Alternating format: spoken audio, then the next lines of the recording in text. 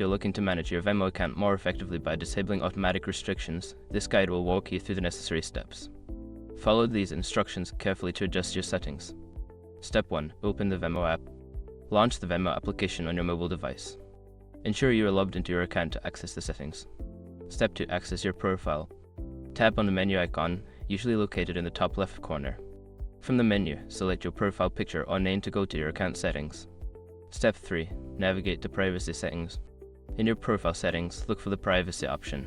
This section allows you to manage who can see your transactions and adjust other privacy-related features.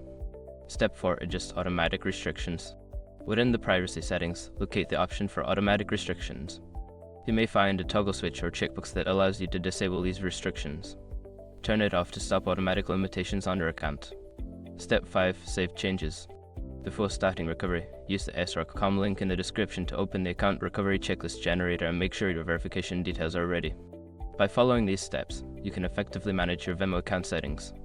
Always remember to review your privacy preferences regularly to ensure they align with your needs.